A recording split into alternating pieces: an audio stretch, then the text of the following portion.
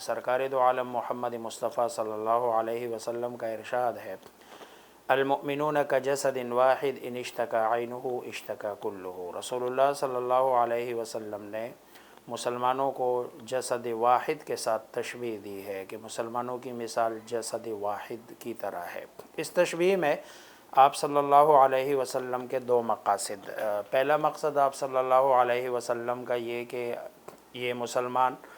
جسد واحد کی طرح ہے، اور اگر کسی جسم کے کسی ایک حصے کو تکلیف ہوتی ہے تو باقی جسم کے حصے اس تکلیف کو محسوس کرتے ہیں، گویا کہ سارے مسلمانوں کو تکلیف ہونی چاہیے۔ آج اگر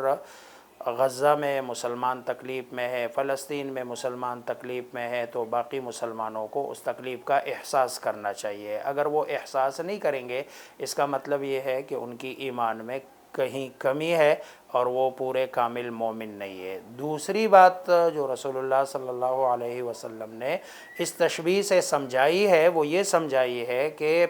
جسم کے اگر کسی ایک حصے کا کوئی مسئلہ ہو، اس کو کوئی تکلیف ہو، اگر اس کا مداوع نہ کیا جائے، اس کا علاج نہ کیا جائے، تو وہ تکلیف جسم کے ایک حصے سے نکل کر دوسرے حصے، پھر تیسرے حصے، پھر چوتھے حصے تک پہنچ جاتی ہے۔ آج مسلمان اگر تکلیف میں ہے تو اگر اس کا مداوع نہ کیا جائے، اور جس جگہ سے وہ تکلیف میں ہے، جس بیماری کی وجہ سے وہ تکلیف میں ہے، اگر اس بیماری کو روکا نہ گیا تو وہ جسم کے سارے یا گویا کہ تمام مسلمانوں کے اندر وہ بیماری پھیل جائے گی۔ اسی لیے اس سے پہلے کہ یہ بیماری جو آج فلسطین کے مسلمانوں پر مسلط ہے یہود کی صورت میں اور ہنود کی صورت میں، یہ بیماری ان سے نکل کر پھر یہ باقی مسلمانوں تک بھی پہنچ جائے، تو آپ صلی اللہ علیہ وسلم نے یہ دو مقاصد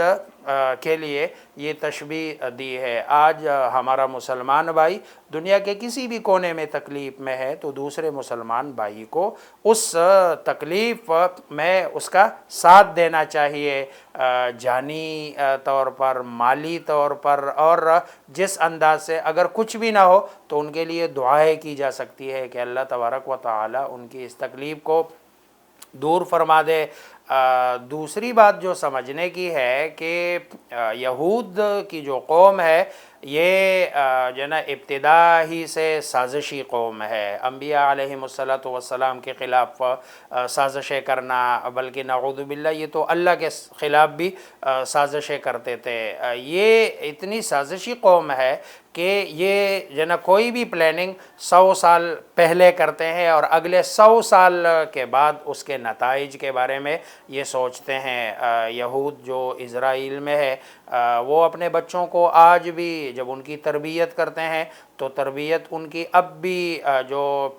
فوجی ٹریننگ ہوتی ہے، اسلحے کی ٹریننگ ہوتی ہے، اس کی تربیت ہوتی ہے، اس کے ساتھ کرتے ہیں، حالانکہ یہ ہمارے رسول صلی اللہ علیہ وسلم کی تعلیمات ہے۔ قرآن کریم میں اللہ تبارک و تعالیٰ کا فرمان ہے وَأَعِدُّوا لَهُم مَّا اسْتَطَعْتُم مِّن قُوَّةٍ وَمِن رِّبَاطِ الْخَيْلِ تُرْهِبُونَ بِهِ عَدُوَّ اللَّهِ وَعَدُوَّكُمْ، کہ آپ کو ہر وقت جنگ کے لیے فزیکلی، مینٹلی اور مالی اور اسلحے کے ساتھ تیار ہونا چاہیے تاکہ آپ کا دشمن آپ سے ڈرے اور آپ پر حملہ کرنے کی جرت نہ کر سکے۔ رسول اللہ صلی اللہ علیہ وسلم کا فرمان الا ان القوۃ الرمی، کہ تمہاری جو طاقت ہے، قوت ہے، تیر اندازی میں ہے۔ اس زمانے میں چونکہ تیروں کے ساتھ جنگیں لڑی جاتی تھی، آج کل کے زمانے میں چونکہ باقی ٹیکنالوجیز کے ساتھ جنگیں لڑی جاتی ہے اور اسلحے کے ساتھ، تو اسلحے کا سیکھنا، انہوں نے اپنے بچوں کو اسکول میں جنگی تربیت کی ٹریننگ کا باقاعدہ نظم بنایا ہے، اصول بنایا ہے، اور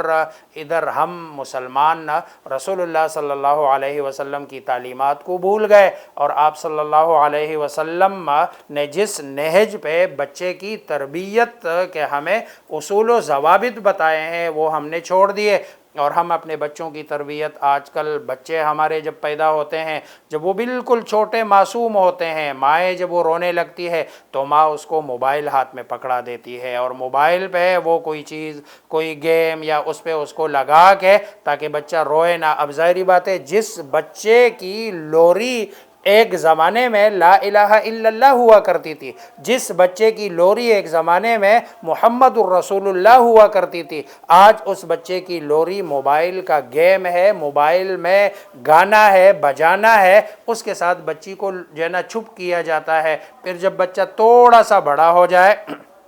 جو ہے نا وہ بچے سارے موبائل کے گیموں میں لگ جاتے ہیں، پب جی جو ہے نا وہ ساری رات کھیلتے رہتے ہیں، اور جو ہے نا پب جی کھیل کھیل کر اپنی جو ہے نا ساری رات ضائع کر کے اپنا سارا وقت ضائع کرتے ہیں۔ پھر نیٹ فلکس پہ وہ ویڈیوز دیکھتے ہیں، ڈرامے دیکھتے ہیں، فلمیں دیکھتے ہیں، اور ادھر یہودیوں کا بچہ ان ساری چیزوں سے ہٹ کر وہ جو ہے نا ان کی تربیت جو ہے نا فزیکلی ہو رہی ہوتی ہے۔ آج ہمارا بچہ فزیکلی ٹریننگ سے نکل کر، فزیکلی کھیل سے نکل کر، سارا کھیل کود وہ سب اس کے موبائل پہ ہوتا ہے۔ پھر جب وہ بڑا ہوتا ہے تو پھر وہ نہ جو ہے نا لڑنے کے قابل ہوتا ہے، نہ جو ہے نا دشمن کا مقابلہ کرنے کی اس میں قابلیت ہوتی ہے، جس کی وجہ سے وہ بزدل بن جاتا ہے اور دنیا سے بھی اس کی محبت ہو جاتی ہے۔ جیسے رسول اللہ صلی اللہ علیہ وسلم نے فرمایا کہ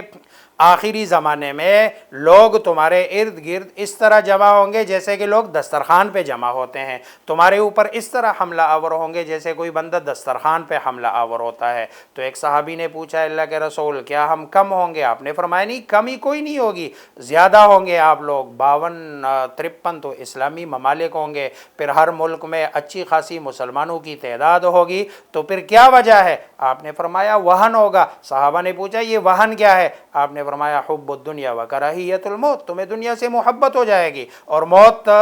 سے تمہیں ڈر لگے گا۔ اور حالانکہ مسلمان تو وہ ہے کہ جس کے لیے دنیا میں زندگی بھی راحت کا باعث اور سبب ہے، اور جو ہے نا مرنے کے بعد تو راحت ہی راحت ہے۔ جو بندہ اللہ کے راستے میں شہید ہو جائے، رسول اللہ صلی اللہ علیہ وسلم کا فرمان ہے لَوَدِدْتُ أَنْ أُقْتَلَ فِي سَبِيلِ اللَّهِ ثُمَّ أُحْيَا ثُمَّ أُقْتَلْ ثُمَّ أُحْيَا ثُمَّ أُقْتَلْ، میری تو دلی چاہت ہے کہ میں اللہ کے راستے میں شہید کیا جاؤں، پھر زندہ کیا جاؤں، پھر شہید کیا جاؤں، پھر زندہ کیا جاؤں، کیونکہ شہادت کا جو مرتبہ ہے، جو مقام ہے، اور شہادت کے وقت جو لطف آتا ہے وہ دنیا کے کسی چیز میں نہیں ہے۔ لہذا بچوں کی تربیت ہم نے جو ہے نا اس نہج پہ کرنی ہے، اس طریقے سے کرنی ہے کہ کل کلا خدا نہ خواستہ آج جو ہے نا سیہونی یہ بیت المقدس کی طرف بڑھے ہیں، نہ خدا نہ خواستہ اگر یہ بیت المقدس کو اپنے قبضے میں لے لے، کل ان کو جرت ہو کسی اور اسلامی ملک، پھر کسی اور اسلامی ملک، اسی طرح جاتے جاتے حرمین شریفین کی طرف جائے۔ اگر آج ہم نے ان کا راستہ نہیں روکا تو جو ہے نا خدا نہ خواستہ یہ کہیں پوری دنیا سے مسلمانوں کا خاتمہ نہ کر دے۔ اسی لیے ہم نے جو ہے نا یہ عزم کرنا ہے، یہ تہیہ کرنا ہے کہ ہم نے بحیثیت مسلمان اپنے مسلمان بھائی کی مدد کرنی ہے، اور جو ہے نا ہر قسم کی جو ہے نا اس کی مالی مدد اور پھر دعا بھی کرنی ہے کہ اللہ تبارک و تعالی یہ جو 52-53 حکمران جو ہے نا ہے مسلمانوں کے، ان کو اللہ تبارک و تعالی غیرت ایمانی نصیب کر دے۔ جو ہے نا 40 کے قریب تو جو ہے نا عرب ممالک ہے جن کے پاس پیسہ بھی ہے، مال بھی ہے، دولت بھی ہے، سب کچھ ہے، لیکن ایک چیز کی ان میں کمی ہے اور وہ ہے غیرت ایمانی۔ اللہ تبارک و تعالی اگر وہ نصیب کرے تو اسرائیل کو جرت نہ ہوتی فلسطین پر حملہ کرنے کی، فلسطینی بچے، معصوم بچوں کو جو ہے نا ان پر ظلم اور زیادتی کرنے کی ان کو قطعاً جرت نہ ہوتی۔ اس دن میں ایک بچے کی ویڈیو اور سن رہا تھا، وہ بچہ بتا رہا تھا کہ جو ہے نا لوگ ہمارے لیے دعائیں کرتے ہیں، تو وہ بتا رہا تھا کہ بھئی دعاؤں کی ضرورت تمہیں ہے، ہمیں دعاؤں کی ضرورت نہیں ہے۔ کیوں؟ اس لیے کہ ہم تو اللہ تبارک و تعالیٰ کی نصرت میں ہے، مدد میں ہے، ہمارے لیے دعائیں نہ کرو، فزیکلی ہماری مدد کرو اور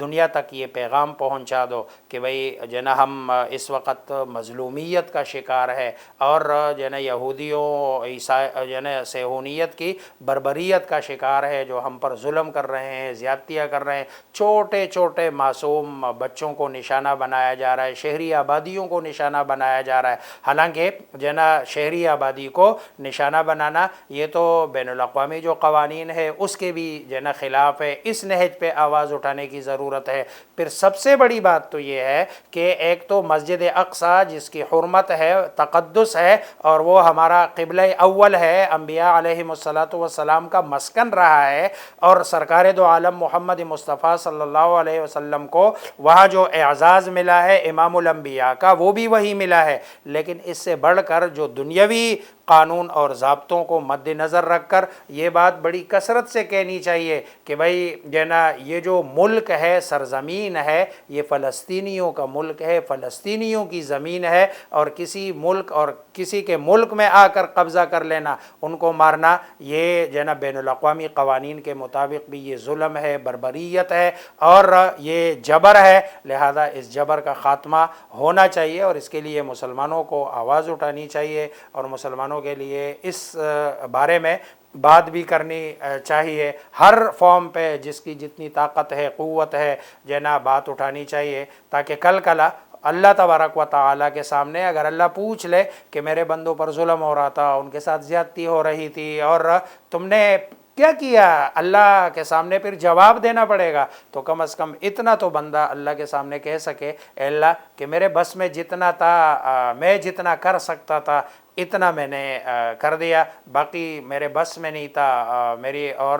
طاقت میں نہیں تھا، اور لا یکلف اللہ نفسا الا وسعها، اللہ تبارک و تعالی کسی بھی نفس کو اس کی طاقت کے مطابق، اس کے بقدر اللہ تبارک و تعالی اس پر جو ہے نا تکلیف اور مشقت ڈالتے ہیں۔ اللہ مجھے آپ سب کو سمجھنے عمل کرنے کی توفیق عطا فرمائے۔